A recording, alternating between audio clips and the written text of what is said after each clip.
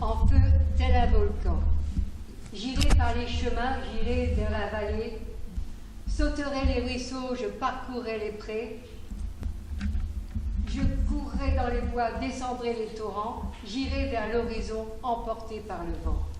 J'arpenterai les blés, chanterai, danserai, je bondirai bien haut, joyeuse et enchantée, je crierai ma joie, montrerai mon émoi, de parvenir bientôt, là-bas, tout près de toi.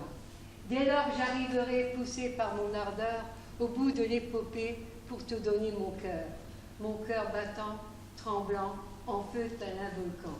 Et là, nous serons deux, tous les deux, seuls au monde, tous deux en harmonie, vibrant sur la même onde.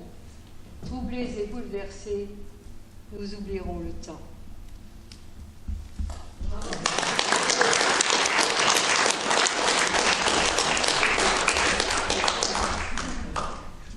Au mois de mai dernier eut lieu la commémoration de la guerre des paysans.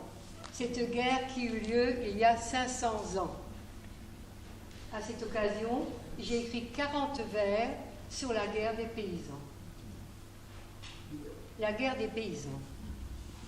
En l'an 1525, Erasme Gerbert, grand chef insurgé de la bande des Rustaud, avec d'autres paysans partis à la guerre, emportant pour armes gourdins, faux et râteaux.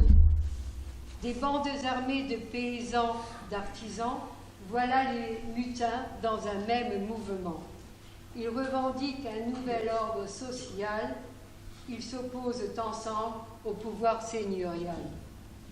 Ces bandes armées de manière rigoureuse, avec des dirigeants élus, des capitaines, depuis la Franche-Comté jusqu'à la Lorraine, désirent sortir de cette vie malheureuse.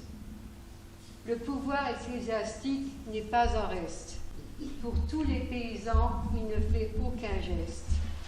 Le pouvoir princier reste aussi indifférent aux revendications de tous ces pauvres gens. Usés et appauvris par le pouvoir princier, les paysans veulent réussir leur projet. Tout en précisant bien leur argumentation, ils affinent toutes leurs revendications. Aucun règlement pacifique n'aboutit, s'ensuivent alors des saccages du haut conflit. Dès lors, la guerre des paysans se déclare, cette guerre à l'origine de leur déboire.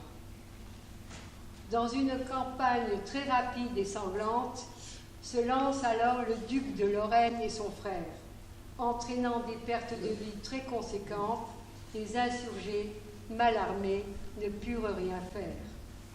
À Saverne, Gerbert Erasme fut vaincu, capturé par le duc Antoine de Lorraine, qui infligea sans pitié une lourde peine.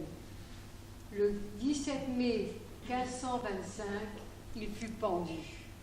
Ainsi, ce soulèvement révolutionnaire des insurgés contre les princes et les seigneurs, des paysans meurtris qui partirent en guerre, ne leur accorda pas un avenir meilleur.